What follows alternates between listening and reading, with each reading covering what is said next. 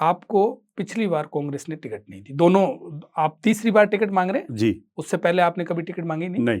2 बार आपको टिकट दी, तो तीसरी बार आपने ऐसा क्या काम किया है अभी इन 5 सालों में? 2 बार आपको 10 सालों में नहीं दी, तो पिछले 5 सालों में आपने ऐसा कौन सा काम किया है कि आपको कांग्रेस टिकट दे दी? 23,000 मेंबर बनाए गए पूरे कांग्रेस के संगठन में। 10,490 मेंबर मैंने और मेरे साथियों ने संगठन के लिए बनाए। अच्छा। और मंत्री महोदय और राज्य के जिलाध्यक्ष वो मिल करके 11,000 मेंबर बनाए।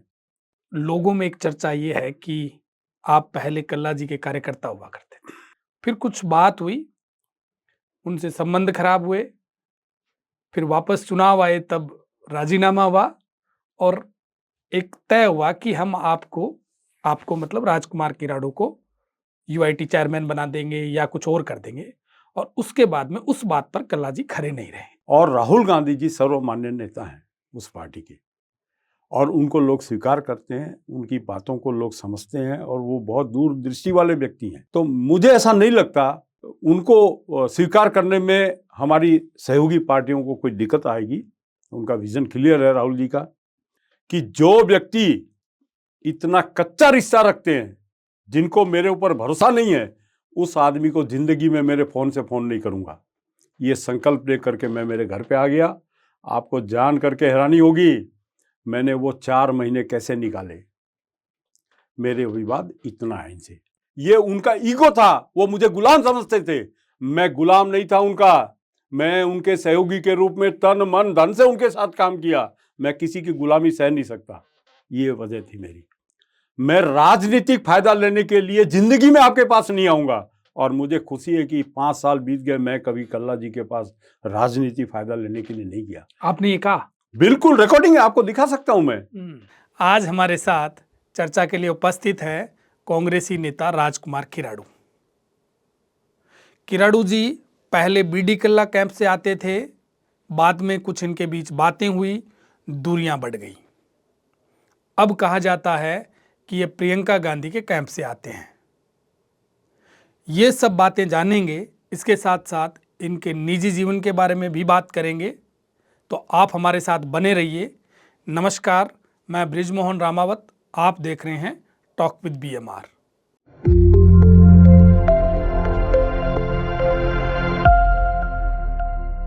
Kiradu ji, talk with BMR में आपका बहुत बहुत स्वागत है। नमस्कार। किराड़ू जी, मुझे आपका एक पैम्पलेट मिला है, उसमें लिखा है, जय जगत साथियों, मैं राजकुमार किराड़ू आपका सेवक।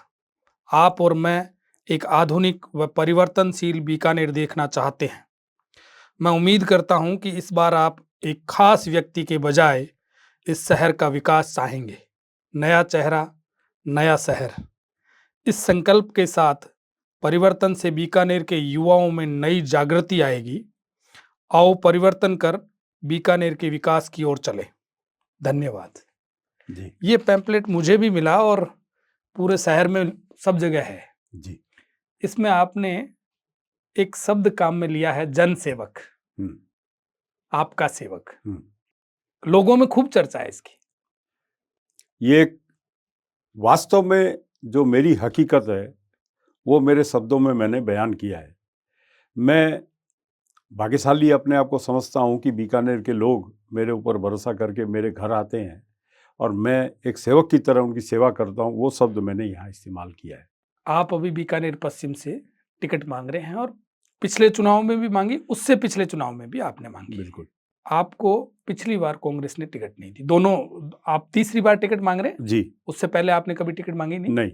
2 बार आपको टिकट दी, तो तीसरी बार आपने ऐसा क्या काम किया है अभी इन 5 सालों में? 2 बार आपको 10 सालों में नहीं दी, तो पिछले 5 सालों में आपने ऐसा कौन सा काम किया है कि आपको कांग्रेस टिकट दे दी? बहुत ही महत्वपूर्ण सवाल है आपका। और मैं कांग्रेस पार्टी में संगठन के प्रति समर्पित कार्यकर्ता के रूप में काम कर रहा हूं। 2018 के चुनाव के बाद कांग्रेस की सरकार बनी। आपने देखा कि सरकार बनने के 6 महीने बाद ही लोकसभा के चुनाव थे। लोकसभा के चुनाव के तुरंत बाद मैंने एक अभियान चलाया बीकानेर में प्लास्टिक बहिष्कार का, और बीकानेर के करीब 60 वार्डों में हमने घर घर जा करके पॉलीथीन बहिष्कार के साथ साथ हमने उनको कपड़ों के थैले बांटे जी।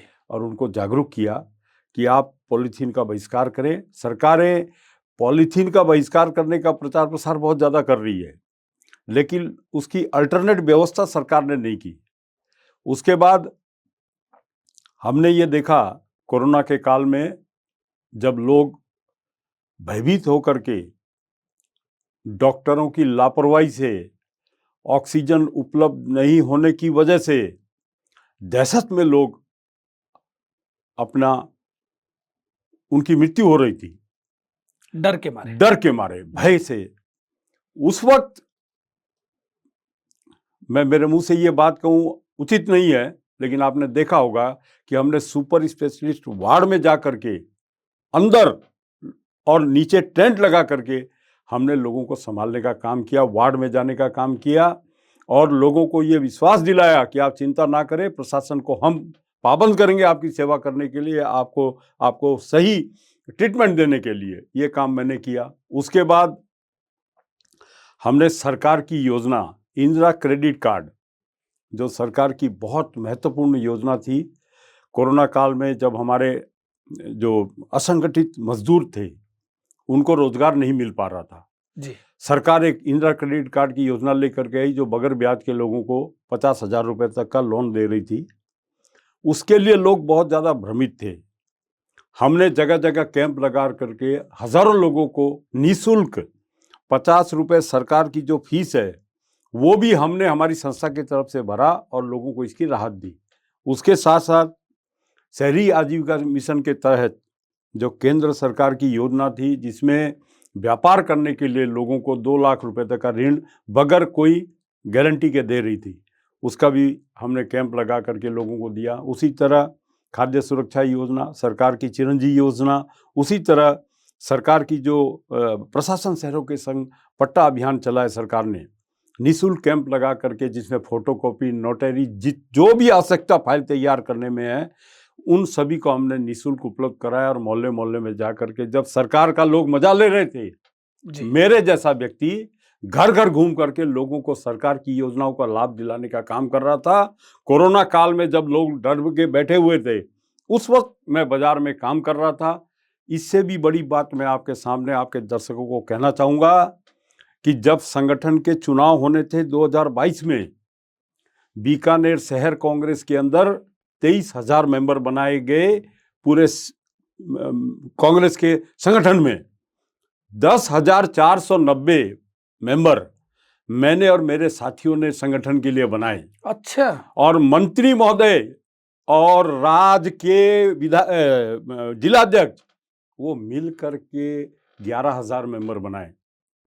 ये मेरा दावा इसको पुख्ता करता है कि पार्टी को मुझे ही टिकट देना चाहिए। इसके साथ साथ जो व्यक्ति 1980 से चुनाव लड़ रहे हैं, उनकी उम्र भी आज की तारीख में 73-74 साल हो चुकी है, उनको संगठन में काम देना चाहिए राष्ट्रीय स्तर पर। और मेरे जैसे जो वास्तव में राजनीति को पार्ट टाइम नहीं फुल टाइम जीते हैं, राजनीति को व्यापार नहीं लोगों की सेवा समझते हैं, वैसे लोगों को मौका लेना चाहिए। इसलिए मेरा दावा सबसे ज्यादा मजबूत है और मैं उम्मीद करता हूं कि इस बार पार्टी मेरी अनदेखी नहीं करेगी और मुझे टिकट देगी।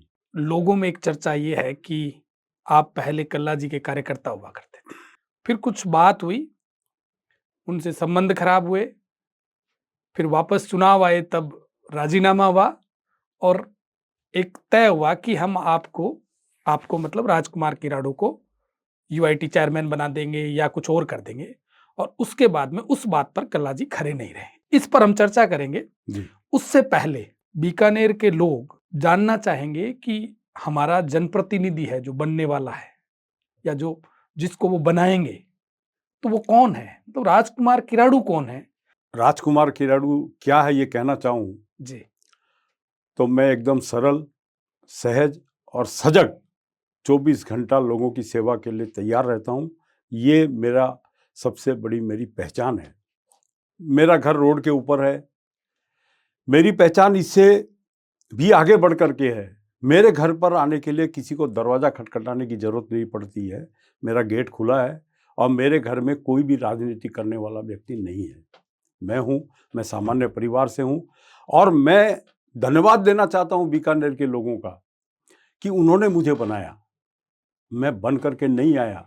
जी। मैं कल्ला जी का आदमी था। मैं आपको आपके शायद ये बीकानेर में बहुत कम लोग जानते होंगे।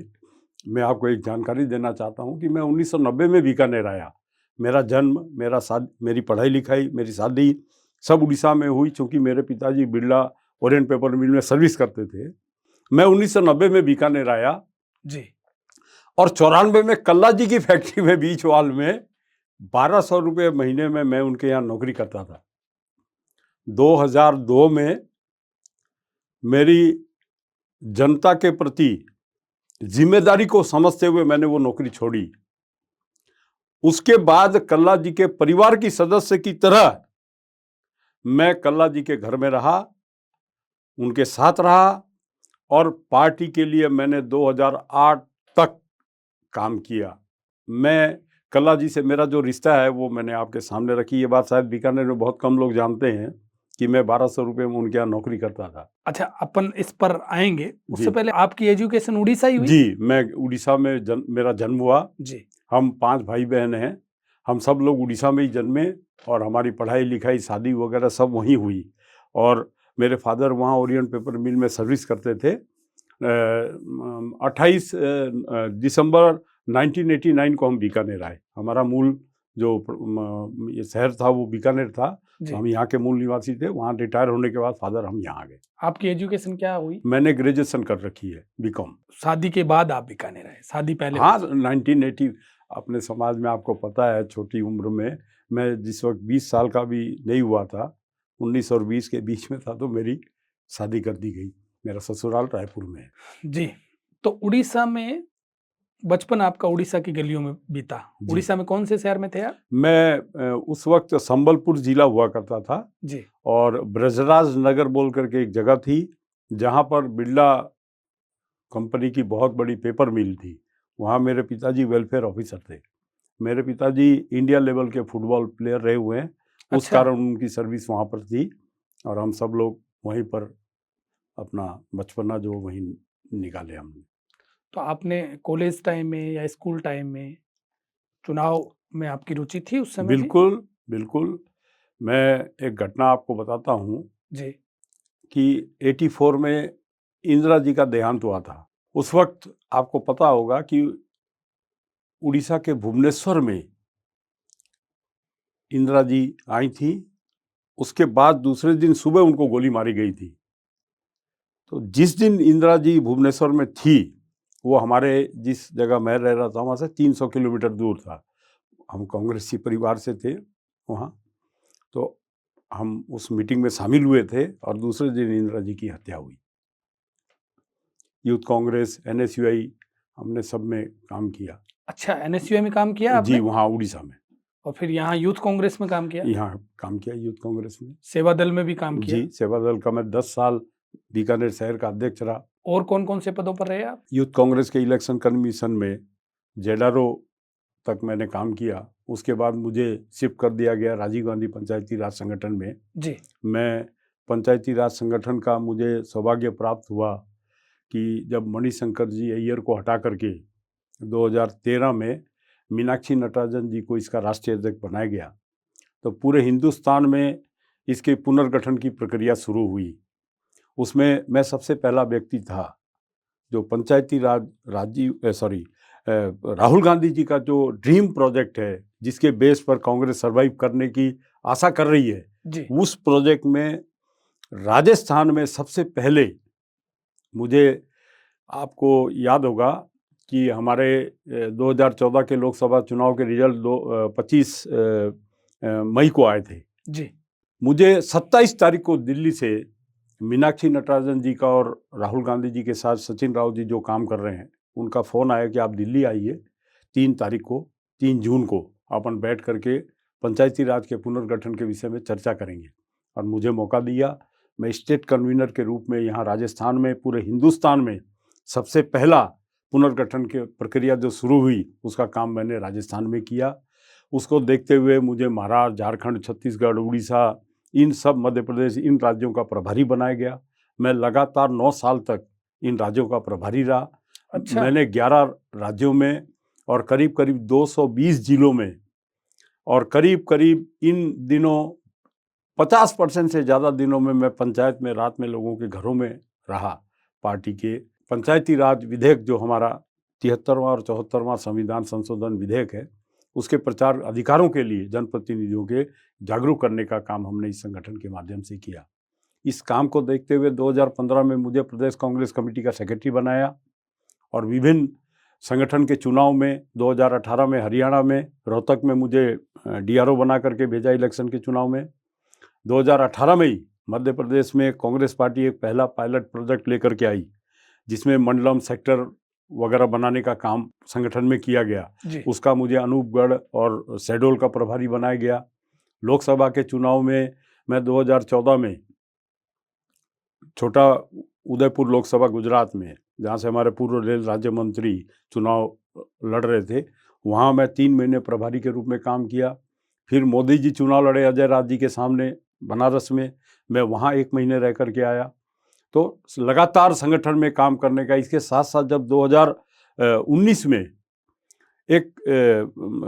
2014 में आपको ध्यान होगा कि राहुल गांधी जी ने एक पायलट प्रोजेक्ट लेकर के जो 16 लोकसभा हिंदुस्तान में उन्होंने पसंद की, उनमें पदाधिकारियों द्वारा वोटिंग करके टिकट वितरण का काम 16 लोकसभा में किया था। उसमें बीकानेर में भी शंकर पन्नू जी को उस वक्त टिकट इसलिए मिला था क्योंकि उन्होंने वो चुनाव लड़ा, रेवताराम जी, और उनको ज़्यादा लोगों ने, पदाधिकारियों ने वोट किया। तब उसी प्रोजेक्ट में मैं as a returning officer Indore और मंदसौर में मैं काम किया। ऐसे बहुत से जो दायित्व है मैंने निर्वाह किया है और संगठन के लिए बहुत लंबे समय से मैं काम कर रहा हूँ। आज भी मैं पंचायती राज संगठन का राष्ट्रीय महासचिव हूँ। चूँकि मुझे यहाँ चुनाव लड़ना है, इसलिए मैं बाहर के दायित्वों से एक बार मुक्त हूँ और मैं यहाँ पर काम कर रहा हूँ। ये मेरा संगठन का बहुत लंबा अनुभव है। मैंने बहुत काम किया है संगठन के लिए। परिवार में पिताजी जॉब में थे और रिटायर होने के बाद में आपकी विचारधारा कांग्रेस की रही जी। तो रिटायरमेंट होने के बाद में पिताजी ने संगठन में काम किया या? मेरे फादर का कोई इंटरेस्ट नहीं था अच्छा राजनीति में। मेरी मदर, चूंकि हम उड़ीसा में जहाँ निवास करते वो कांग्रेसी बेल्ट था उड़ीसा, वहाँ पर दूसरी पार्टियां थी नहीं। परिवार में राजनीति करने वाले आप पहले व्यक्ति हो? बिल्कुल पहला व्यक्ति हूँ मैं, और कोई नहीं है। अब मैं उस बात पर आता हूँ, कल्ला जी से आपके संबंध खराब क्यों हुए? 2008 के चुनाव में हम लोगों ने पूरी ताकत के साथ उनके लिए काम किया।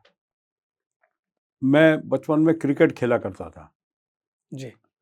मेरे एब्डोमेन में उस वक्त बॉल लग गई थी, तो मुझे ऑपरेशन कराना था। चुनाव खत्म होने के बाद मैं भी मायूस हो गया था क्योंकि हम चुनाव हार चुके थे, तो मैंने वो ऑपरेशन कराया। मेरे मुंह से कहूँ ये अच्छी बात नहीं, बहुत उम्मीदें थी क्योंकि मेरी कार्यप्रणाली यही है। मैं सुबह 6 बजे कोई आ जाए तो उसके साथ निकल जाऊँ, रात को 12 बजे कोई आ जाए तो उसके साथ निकल जाऊँ, और पूरी ईमानदारी के साथ, बगैर कोई लालच के उनके काम के लिए मैं प्रयासरत हमेशा रहता हूँ। तो उन लोगों ने आकर के कहा कि भाई कल्ला जी चुनाव हार गए, आप इतने सक्रिय व्यक्ति हो, कल्ला जी के परिवार के सदस्य के रूप में आप काम कर रहे हो, तो आपको यूआईटी चेयरमैन के लिए बात करनी चाहिए उनसे, ताकि यूआईटी में रह करके हम कल्ला जी के हाथ मजबूत करेंगे। मैंने इन लोगों से बात की, इन्होंने हाँ कहा कि आप अपने जो भी सोर्सेज हैं, सहमति पत्र सबसे लिखाओ कि आप। हमने लिखाना शुरू किया।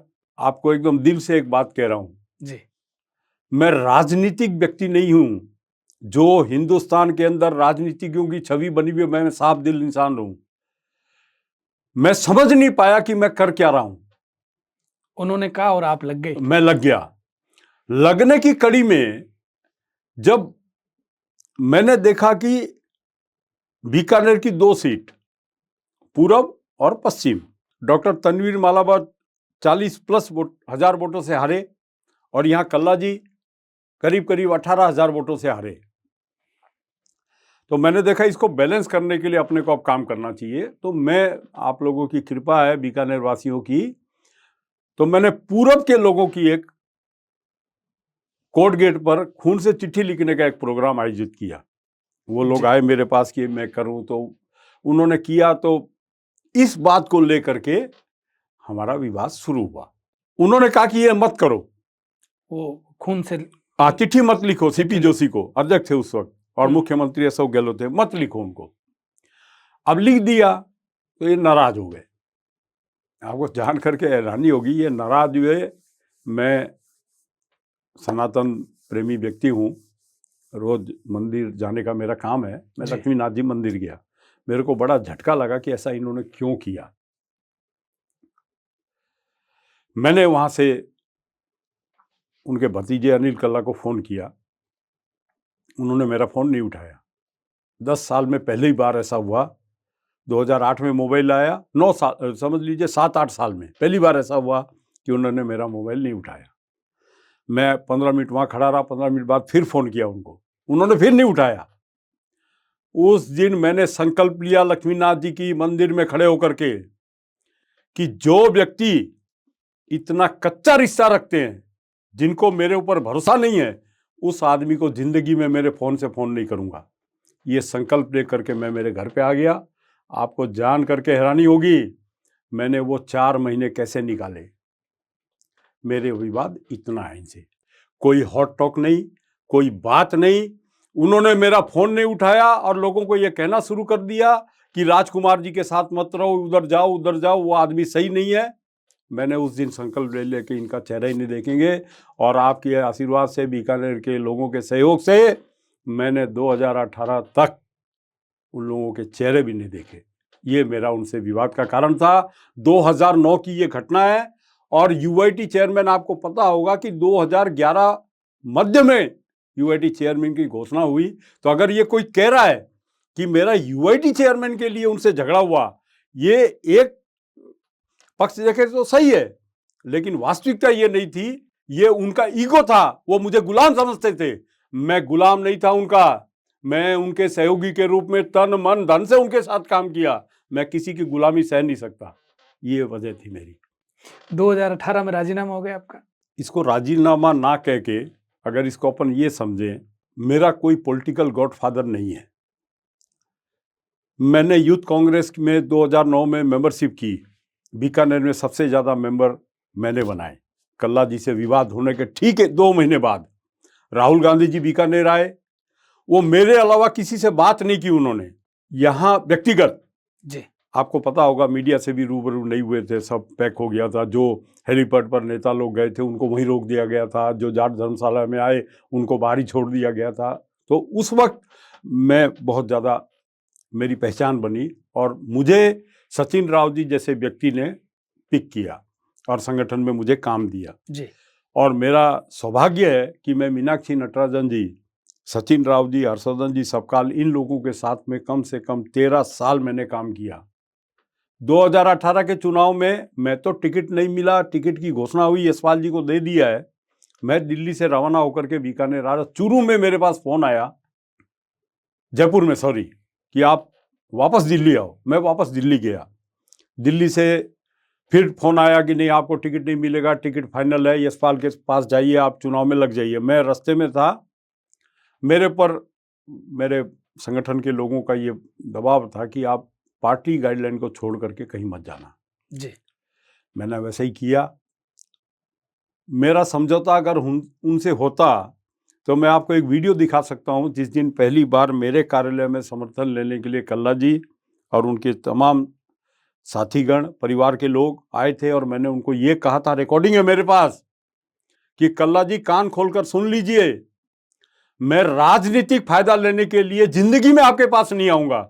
और मुझे खुशी है कि 5 साल बीत गए, मैं कभी कल्ला जी के पास राजनीतिक फायदा लेने के लिए नहीं गया। आपने ये कहा? बिल्कुल, रिकॉर्डिंग है, आपको दिखा सकता हूं मैं।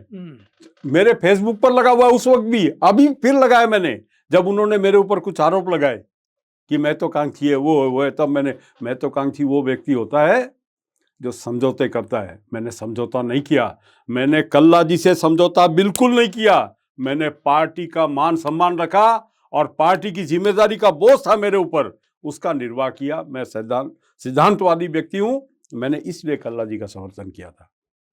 तो ये बात हवा हवाई है कि किराड़ू जी ने बात की कि हम्म। मैं आपका चुनाव में मदद करता हूं, हम्म। आप मुझे यूआईटी चेयरमैन बना देना या किसी राज्य मंत्री का दर्जा दिला देना, ऐसी कोई बात नहीं, कल्ला जी से ये बात नहीं हुई। चूंकि मैं संगठन में काम कर रहा हूं, जब मुझे टिकट नहीं मिला जी। और चुनाव के रिजल्ट आए, उसके बाद एक घटना आपके सामने दोहराना चाहता हूं मैं।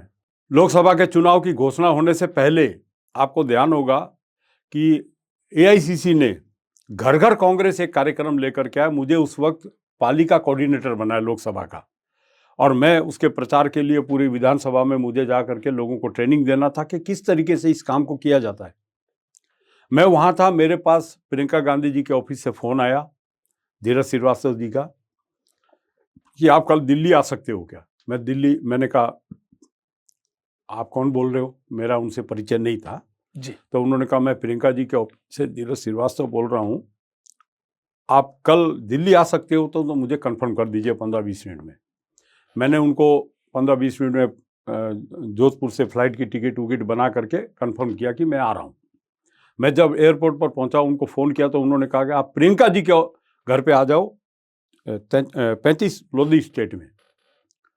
मैंने सोचा प्रियंका जी बुला रही हैं तो मैं वहाँ गया, लेकिन वहाँ हुआ ये कि हम पूरे हिंदुस्तान से मेरे संगठन में काम करने वाले करीब 8 लोगों को वहाँ उन्होंने बुलाया, उसमें मैं भी था।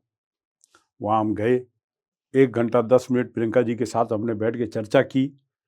उस वक्त प्रियंका जी को जनरल सेक्रेटरी इंचार्ज यूपी का बना ही था, और उनको अपने साथ अटैच सेक्रेटरी की जरूरत थी एआईसीसी, उसके इंटरव्यू के लिए हम लोगों को वहाँ उन्होंने बुलाया। अच्छा। हाँ, वहाँ दुर्भाग्य मेरा ये रहा कि मेरे साथी 2 लोगों का हुआ, सचिन राव जी और बाजीराव जी हैं कोल्हापुर के, उनका वहाँ चयन हुआ और वो लोग प्रियंका जी के साथ एज ए सेक्रेटरी काम किए। वो मेरे साथी लोग थे, मेरा नहीं हुआ तो मैं दुखी हो गया।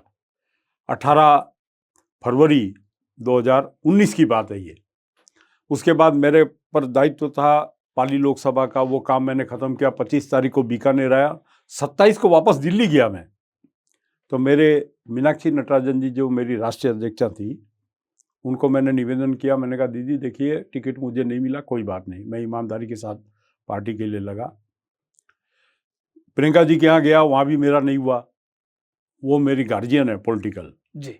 उन्होंने मुझे पहचान दी है। उनके साथ में मेरे आंसू भी उनके सामने निकल जाते थे अगर मैं दुखी होता था, तो उतना मेरा गहरा उनके, छोटी हैं वो मुझसे, लेकिन बड़ी बहन की तरह मैं सम्मान करता हूँ उनका। उनसे मैंने बात की तो उन्होंने कहा कि राजकुमार जी आप जाइए, मेरे पास मेल है, संगठन से मेल गया चीफ मिनिस्टर को कि इनको कोई बोर्ड का दर्जा दिया जाए।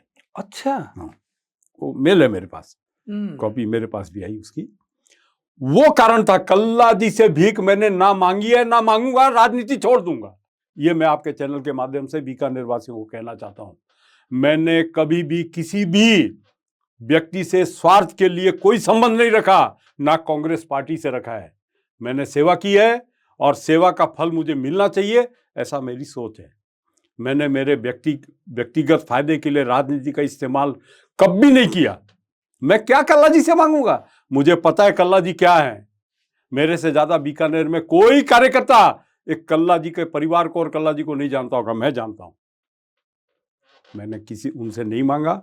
वो रिकॉर्डिंग भी अगर आपको चाहिए तो मैं भेज दूंगा, आप देख लीजिएगा। कम से कम 1000 लोगों की उपस्थिति में मैंने ये कहा था, और 2 बार कहा था कि मैं जिंदगी में राजनीतिक फायदा, कान खोलकर सुन ले, इन शब्दों में कहा था, अगर मेरे लोगों के आपने काम नहीं किए तो कल्ला जी वही घोड़े हैं वही मैदान है। ये शब्द थे मेरे, रिकॉर्डिंग है मेरे पास। जी। आपने कहा कि मैंने लक्ष्मीनाथ जी मंदिर के आगे एक संकल्प लिया, बिल्कुल, कि मैं मेरे फोन से फोन नहीं करूंगा। नहीं, अभी तक नहीं किया आपने? नहीं, 2018 तक नहीं किया। टिकट की घोषणा हुई, ये मेरे कार्यालय में आए, उसके बाद बात की। जी। अभी फिर 1 साल हो गए, मेरा कोई उनसे कांटेक्ट नहीं है। मैंने उनको ब्लॉक कर रखा है, सभी परिजनों को उनके, और मेरा कोई वास्ता नहीं है उन लोगों से। किराड़ू जी, एक आप सुलझे हुए नेता हो, आपके पास थीम है, विजन है, इश्यू है। अभी जो INDIA बना है, आपको क्या लगता है नेतृत्व को लेकर के इसमें झगड़ा होगा या किसी को स्वीकार कर लिया जाए? देखिए, मैं इसमें इतना इतना ही कहना चाहूँगा कि कांग्रेस एकमात्र ऐसी पार्टी है जो पूरे हिंदुस्तान में हर ब्लॉक में, हर पंचायत में कांग्रेस के कार्यकर्ता हैं, बाकी किसी के नहीं है। और राहुल गांधी जी सर्वमान्य नेता हैं उस पार्टी के, और उनको लोग स्वीकार करते हैं, उनकी बातों को लोग समझते हैं, और वो बहुत दूरदृष्टि वाले व्यक्ति हैं। तो मुझे ऐसा नहीं लगता उनको स्वीकार करने में हमारी सहयोगी पार्टियों को कोई दिक्कत आएगी। उनका विजन क्लियर है राहुल जी का, और उनको स्वीकार करेंगे, ये मेरा मत है। किराड़ू जी, आपको राजनीति करते हुए बहुत समय हो गया। आप बीकानेर को और बीकानेर की राजनीति सहित आपने प्रदेश और देश की राजनीति को बहुत नजदीक से देखा है। आपको विभिन्न शहरों में घूमने का मौका भी मिला है, वहां के विकास को भी आपने नजदीक से देखा है। तो आपका बीकानेर के विकास को लेकर के क्या विजन है? गांधी जी का जो सपना है स्वराज का, जी सबसे पहले तो मेरी नज़र में उसका क्या मायने है वो मैं आपके सामने कुछ शब्दों में रखना चाहूँगा। जी स्वराज का मतलब स्वयं द्वारा किया गया राज। यहाँ तो सब उल्टा है। विकास का मापदंड सड़क, नाली, सिविल लाइन, स्ट्रीट लाइट, ये विकास का मायना नहीं है मेरी नज़र में। रोड बना दिए, बड़े बड़े मॉल बना दिए, ओवरब्रिज बना दिए, ये विकास का मापदंड नहीं है। सरकारें बहुत काम कर रही हैं, लेकिन सरकार जो मूल काम है वो नहीं कर पा रही है। हम विधायक इसलिए चुनते हैं कि वो विधानसभा में बैठ करके कानून बनाए। हमारे विधायक यहाँ पीडब्ल्यूडी, नगर निगम और यूआईटी में सड़क बनाने में उलझे हुए हैं कि फला के घर के आगे मत बनाना, फला के घर के आगे बना देना। ये विकास का मापदंड नहीं है मेरी नज़र में। मैं जो बदलाव लाना चाहता हूं, अगर मुझे कभी परमात्मा ने मौका दिया, तो जो गांधी जी का स्वराज का सपना था और राजीव गांधी जी का जो सपना था 73वां और 74वां संविधान संशोधन विधेयक करके, जो शहरी निकाय के लिए उन्होंने प्रावधान 18 विभाग जो स्थानीय निकाय को देने के थे, और फंड, फंक्शन एंड फंक्शनरी का जो पूरा अधिकार स्थानीय निकाय को मिले, उस पर काम करूंगा। और नाली, सड़क, सिविल लाइन, लाइट, इन सब का काम करने के लिए हमारे 74वें संविधान में एक व्यवस्था की गई है कि हमारा जो वार्ड का जनप्रतिनिधि है, जिनको लोगों ने चुन करके भेजा है, वो ये काम को करेंगे, उनको पूर्ण अधिकार दिलाऊंगा। मेरी नज़र में सबसे महत्वपूर्ण काम ये है। अगर इस काम को ही हमारे विधायक करेंगे तो युवाओं को रोजगार देने का काम कौन करेगा? महिलाओं को सशक्तिकरण की ओर ले जाने का काम कौन करेगा? महिलाओं को रोजगार देने का काम कौन करेगा? हमारे विधायकगण तो नाली सड़क में उलझे हुए हैं। उनको शर्म नहीं आती है, वो बोर्ड लगाते हैं कि ये सड़क फला मंत्री द्वारा बनाई गई। ये हिंदुस्तान के प्रत्येक नागरिक का अधिकार है नाली, सड़क ये देना, शिक्षा, चिकित्सा, ये सब व्यवस्था देना सरकार का काम है। क्या गिनना चाहिए? ये राजनीति, लोकतंत्र में ये परिपाटी सही नहीं है। मैं सबसे पहले ये काम करूंगा। और बीकानेर की जो सबसे बड़ी समस्या है, हर व्यक्ति, हर पार्टी के नेता ये कहते हैं कि कोर्ट गेट फाटक की समस्या का हल होना चाहिए। इसमें मेरा नजरिया ये है कि जो 1 लाख लोग रोज इससे प्रभावित हो रहे हैं जी, चाहे एलिवेटेड रोड हो, चाहे अंडरब्रिज हो, चाहे बाईपास हो, मैं दावे के साथ कह सकता हूं कि अगर मुझे मौका मिला तो मैं इसका निस्तारण करके बताऊंगा, चाहे जनता को परेशानी से निजात दिला के रहूंगा। वो तो हो नहीं रहा है, राजनीति कर रहे हैं, कोई पार्टी के लोग कह रहे हैं बाईपास बनाओ, कोई कह रहा है अंडरपास। पिछले 50 साल से अपन सुनते सुनते परेशान हो गए, लेकिन इसका निस्तारण नहीं हो रहा है। पीबीएम हॉस्पिटल है, रोज की 50,000 आउटडोर है, 50,000 आउटडोर, सरकार की निःशुल्क दवाई योजना, निःशुल्क जांच योजना, उसकी मॉनिटरिंग करने वाला एक डॉक्टर है। मुझे मौका मिला तो सबसे पहले एक सीनियर आईएएस अधिकारी को वहां बैठा करके प्रशासक के रूप में और बीकानेर के लोगों को फायदा पहुंचाने का काम करूंगा। सैटेलाइट हॉस्पिटल, गंगा शहर की हॉस्पिटल, इन हॉस्पिटल में सुविधाएं और बढ़ाई जाएगी ताकि लोगों को अच्छा चिकित्सा सुविधा मिले और लोगों को राहत मिले। बहुत सारे सरकारी योजना है, सरकार खाना पूर्ति कर रही है, में सरकार ने इतनी बढ़िया बढ़िया योजना लेकर के आई, उसको डिलीवर जो करना है वो सही समय पर योजना एजेंसी द्वारा नहीं हो पा रही है। ये तो इसमें तो कार्यपालिका की कमी है। बिल्कुल है, बिल्कुल है। आप जाइए, प्रशासन सहयोगी संघ अभियान, मुख्यमंत्री जी इतना बढ़िया योजना लेकर के आए हैं, लेकिन आप जाके देखिए ये नगर निगम अपने पास में ही है। 15,000 फाइलें लगी हुई है, 200 लोगों को पट्टा दिया अभी। पुरानी कॉलोनी कटी हुई है, उनको पट्टा देकर कह रहे हैं हमने पट्टा दे दिया।